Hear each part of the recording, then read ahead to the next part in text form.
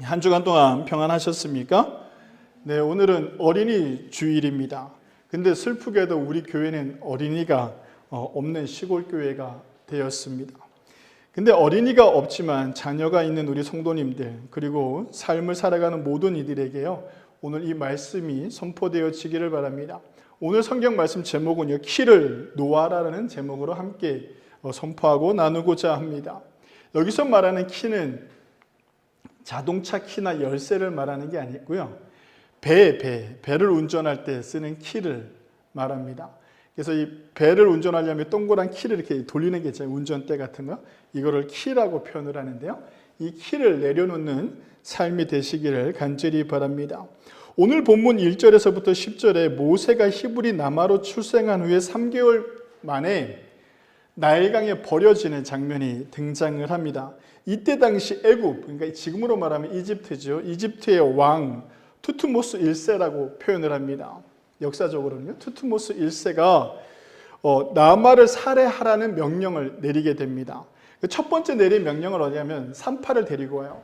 산파를 데리고 2명을 져가지고 어떻게 하냐면, 임신한 여자들이, 노예들 중에, 히브리 사람들 중에 임신한 여자들이 아이를 낳을 때 산파로 가서 그 아이가 여자아이면 살리고 남자아이면 그 자리에서 죽이라고 얘기해요. 너무 잔인하지 않나요? 애가 태어나자마자 그 자리에서 죽이라고 한단 말이에요. 이 산파들이 가서 그걸 하려니까 도저히 못하겠는가. 그 갓난아이가 태어나는데 어떻게 죽일 수가 있겠어요? 도저히 못해요. 그래서 그 남자아이들을 다 살려줘요. 그래서 이 투트모스 1세가 너무 화가 나서 그 산파들을 불러요. 그래서 너희가 어찌 그 아이들을 살려주느냐 했더니 그 여인들이, 그 히브리 노예들이 몸이 너무 건강해가지고 애가 난다라는 소리를 듣고 달려가면 이미 아이가 태어나가지고 그 여인의 품 안에 있어서 어떻게 자기네 힘으로 죽일 수가 없었습니다라고 이렇게 고백을 해요. 그래서 넘어갈 줄 알았는데, 그렇게 시간이 지나고 보니까 또 이 히브리 민족들이 아이들을 너무 많이 낳는 거예요. 그래서 투트모스 1세 바로 왕은 어떤 생각을 했냐면, 이 노예들이 언젠가는 반란을 일으켜서 나를 해할 것이다. 그럼 더 이상 인구가 늘어나면 안 된다. 그래서 이제 마지막 수단으로 어떻게 하냐면, 모든 명령을 내리는데 히브리 사람들의 아이들이, 남자아이들은, 어린 남자아이들은, 갓난아기들, 태어난 지 3개월이 된 아이들은 다 어떻게 하냐면, 그 집에 들어가서 아이들의 울음소리가 나면 그 집에 들어가서 어떻게 하느냐면, 그 아이가 여자아이면 살려두고 남자아이면 나일강에 갔다가 버리라고 이렇게 시킵니다.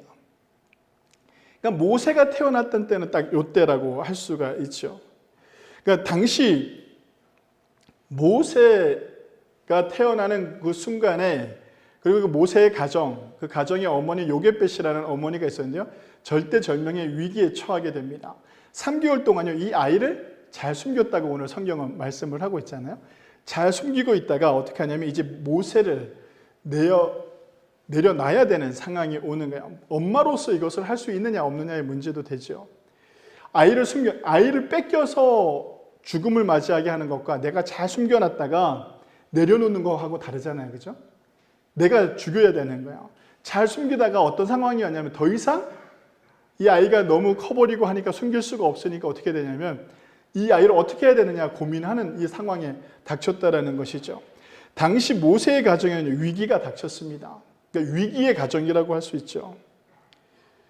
근데 이것이요, 모세의 가정에만 닥친 위기는 아니었습니다. 이것은요, 모든 히브리 민족들, 노예 가정에 동일하게 닥치는 고난이라고도 할 수가 있죠. 그러니까 도저히 이 아이들을 살려둘 수가 없고, 이 히브리 민족들을 그만 가만히 둘 수가 없었던 상황이었죠. 그 긴박한 상황 속에서, 그리고 절망 속에서 한 여인의 결단력으로 인해서요, 삶이 완전히 변화되어지는 것이 오늘 우리가 읽은 출애굽기 2장의 출발점이라고 할 수가 있습니다. 이 요게벳이라는 여인이 감당했던 일들을 우리가 오늘 보면서, 이 여인은 어떻게 하나님을 신뢰했는가, 그리고 이 여인이 보였던 믿음의 모습은 어떤 모습이었는가 라는 것을 함께 묵상하고 바라보는 그런 귀한 시간이 되기를 바랍니다. 하나님의 섭리 가운데 위기를 극복한 요게벳의 신앙을 본받아서요, 우리가 그 신앙 안에서 살아가는 그런 귀한 삶들이 되시길 주님의 이름으로 간절히 축원합니다. 요게벳은요 어떤 사람이었느냐라고 하면 행동하는 믿음이 있는 사람이었습니다. 요게벳은요 이렇게 긴박한 상황 속에서 자신의 아들을 3개월 동안 숨기고 잘 키웠습니다. 근데 이젠 더 이상 그 아이를 숨길 수가 없게 된 상황이 왔습니다. 아이를 계속 숨기다 보면 가정에도 큰 고난이 오는 상황까지 오게 되는 그런 위험한 상황 속에 있을 때 그 여인이 크게 결단을 하는데요. 오늘 본문을 통해 우리가 알 수 있는 사실은요. 당시 태어난 모든 남자아이들이 어떻게 했다는 겁니까? 나일강에 버려졌다라는 겁니다. 요게벳도 자기 아이를 어떻게 했습니까? 나일강에 버렸다라는 거죠. 이 장면이 아주 중요한 장면입니다. 출애굽기 1장에 바로는 이스라엘 아기들을 나일강에 던지라고 했습니다. 요게벳은요 다른 길을 선택하지 않았습니다. 모세를 살리기 위해서 나일강에다 놓는 것이 아니라 뭐 저쪽 산에다가 갖다 놓든가 아니면 뭐 사막에다가 갖다 놓든가 다른 방법을 선택할 수도 있는데 자기가 처한 상황에서 어떤 것도 부정하지 않고 그냥 그대로 했습니다. 멀리 그 아이를 데리고 도망을 가지도 않았고요. 자신의 아기를 살리기 위해서요. 다른 나라로 도망치지도 않았습니다. 그리고 자신이 변화시킬 수 없는 상황 속에서 할 수 있는 아무것도 없었습니다. 그럼 그녀가 아이를 자신의 품 안에서 떠나보내면서 최선으로 할 수 있었던 일은 무엇이었느냐면 똑같은 일이에요. 절망 가운데 있고 고통 가운데 있는 나일강으로 가는 거예요.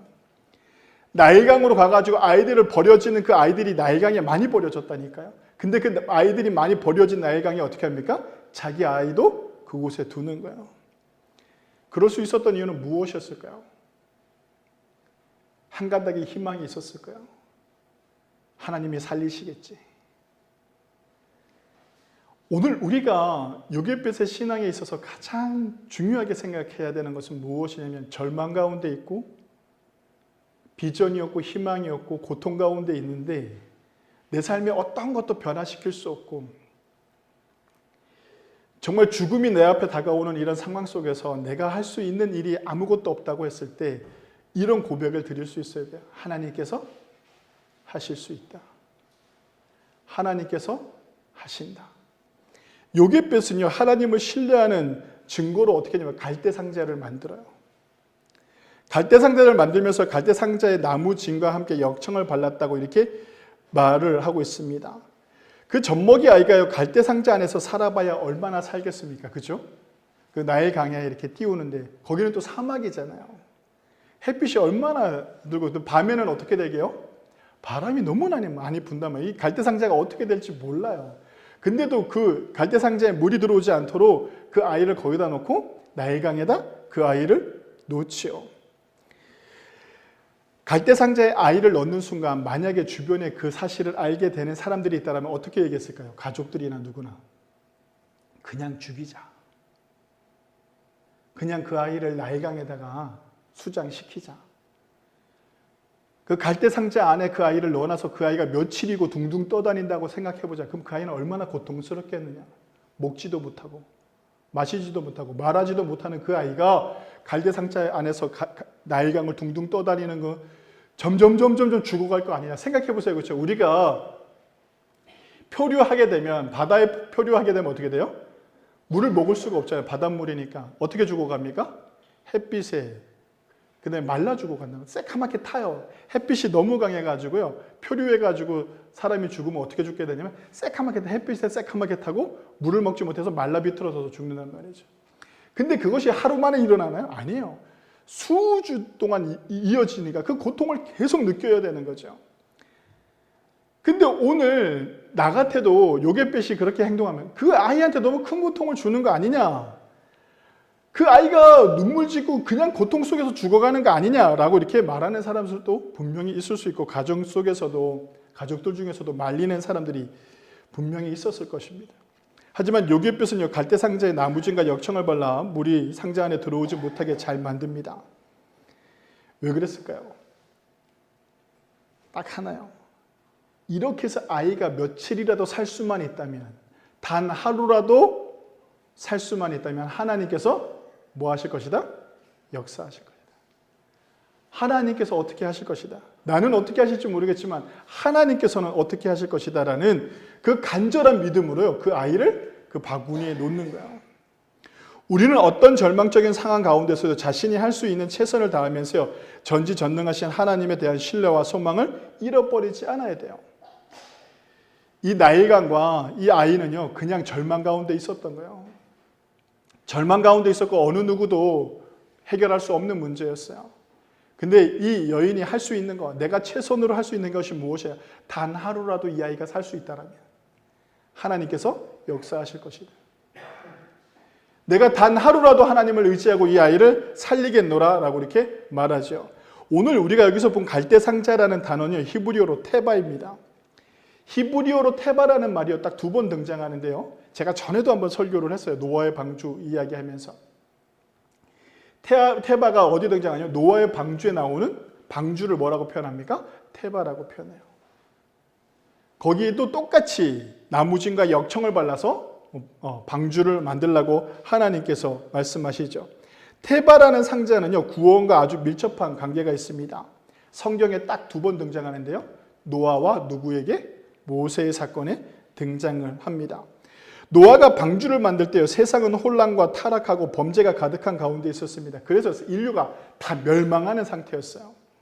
다 멸망하고 모든 것이 다 없어지는 상태. 그런 상태에서 하나님께서 노아를 부르셔서 어떻게 하냐면 방주를 만들라고 해요. 그 방주가 어떻게 만드는 거예요? 요게벳이 갈대상자를 만든 것과 똑같이 만들게 하신단 말이죠. 근데 절망 가운데 있잖아요. 세상이 망한대요. 세상이 망하고 우리가 모두 죽는데요. 동물도 다 죽고 나무도 다 죽고 다 죽는데요. 지구가 멸망하는 거예요. 지구가. 어떤 과학자들은 노아의 홍수가 아니라 무슨 행성이 우리나라에 콩 떨어져 가지고 이게 집안에 변동이 일어나 가지고 이렇게 됐다라고 얘기하는 사람들도 있고 많은 이야기들이 있잖아요. 지구가 멸망하는 거예요. 멸망하는 가운데 하나님께서 어떻게 하냐면 노아에게 방주를 만들라고 한단 말이죠. 그 기간이 무려 몇 년? 거의 120년 가까이를. 내가 할 수 있는 최선의 일을 하나님을 의지하고 하는 거예요. 1년도 아니고 120년 동안 포기하지 않고 해야 했던 노아의 모습에서요, 우리는 힘들고 고단한 일이지만 포기하지 않고 하나님을 의지하고 신뢰하며 내가 할 수 있는 최선의 일을 감당할 때 어떤 일이 일어나냐면 그곳에 하나님의 능력이, 하나님의 놀라운 섭리가 나타난다는 것을 꼭 기억하시기 바랍니다. 요게벳이 갈대상자에 나무진과 역청을 바른 것은 자신이 할 수 있는 최선의 일을 감당한 것이었습니다. 성도 여러분, 당시 나일강은요, 죽음의 강이었습니다. 그곳으로 가는 아이들은요, 다 죽음을 맞이하는 곳이었습니다. 하지만 요게벳은요, 하나님을 신뢰하며 죽음의 강이 자기 아들을 내려놓으면서 어떻게 생각했느냐면 이건 죽음의 강이 아니라 어떤 강이다? 사람을 살릴 수 있는 강이라고 생각을 했습니다. 성도 여러분, 요게벳만 믿는 사람이 아니었어요. 이 일은 어떤 사람들에게 다 닥치는 일이었습니까? 유대인 전체에게 닥치는 일이었습니다. 같은 환경, 같은 상황, 같은 고통과 절망이 가득한 상황 속에서요, 어떤 마음과 어떤 자세로 행동하느냐가 중요한 것이죠. 어떤 마음과 어떤 자세로요, 하나님을 신뢰하고 행동하느냐, 그것이요, 그 삶의 변화에 힘이 될 수가 있습니다. 요게벳이 테바, 갈대상자를 만드는 일은요, 최선의 일을 감당했고 노아는 구원을 위해서 자신의 사명에 최선을 다했습니다.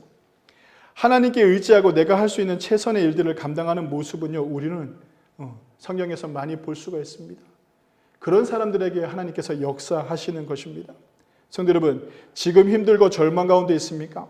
혹 지금 내 삶에 어려움이 닥쳐와 괴롭습니까? 지금 내 삶의 환경에서 아무것도 할 수 없을 정도로 막막한 상황 속에 있습니까? 그럼 하나님을 전적으로 신뢰하시기 바랍니다. 그리고 오늘 요게벳이 모세를 갈대상자에 넣고 나일강에 내려놓았듯이 지금 모든 것을 내려놓고 하나님께 매달리시기 바랍니다. 내가 할 수 있는 거 최선을 다하고 그리고 난 다음에 하나님께 매달리시기 바랍니다.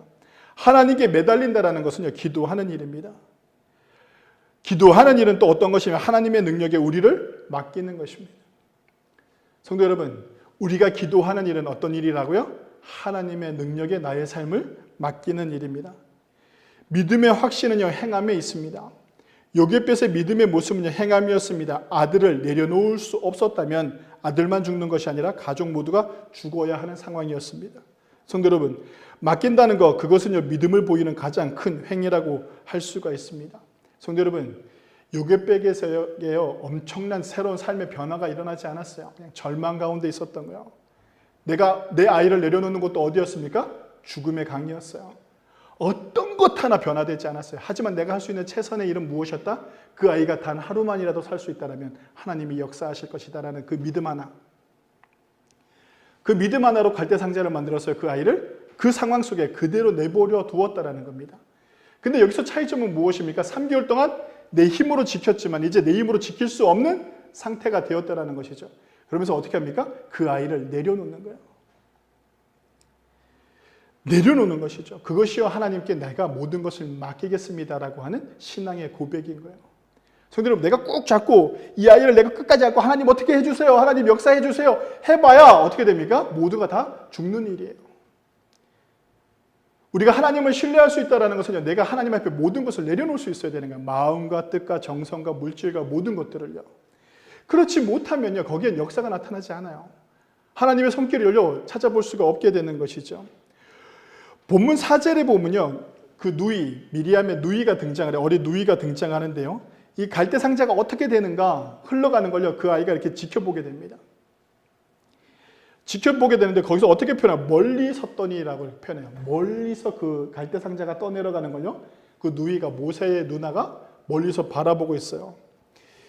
여기서 멀리라는 단어가 있는데, 이 멀리라는 단어가 히브리어로 메라호크라는 단어인데, 이게 어떤 뜻이냐면 인간적으로 어찌할 수 없는 한계 상황 속에 있는 모습을 나타내는 거예요. 여기서 말하는 멀리는 내가 도와줄 수도 없고 내가 어떻게 해줄 수도 없고 내가 아무것도 할 수 없는 상태. 아무것도 할 수 없는 상태에서 어떻게 하는 겁니까? 그냥 멀리서 지켜보는 거예요. 극한 한계에 도달했다는 것이죠. 아무것도 할 수 없는 그런 상황. 내 눈에서 저게 둥둥 떠내려가는데 나는 할 수 있는 게 아무것도 없다라는 절망 가운데 있는 상태를 보여주는 게 뭐라고요? 메라호크. 멀리 서서 지켜보는 거예요. 어쩌면 우리의 인생이 그럴 수 있습니다. 어쩌면요, 우리 자녀들을 바라보는데요, 우리가 이런 자세로 바라보고 있을 수 있습니다. 내가 어떻게 해줄 수 없는 상태. 내 품을 떠난 자식들이 어떻게 살아가는지 알 수 없는 이 상태. 멀리서 내가 아무것도 할 수 없는 이 상태. 내 삶에요, 어느 누구도 나를 도와줄 수 없고 내 삶에 어떤 것도 회복되어지지 않는 이런 한계 상황 속에 있는 이 상태. 성도 여러분, 실망하거나 절망하지 마시기 바랍니다. 지금 극한 한계에 도달했거나 어려움 속에 삶이 막막하거나 회복과 회생의 기미가 보이지 않는다고 절대 절망하지 마시기 바랍니다.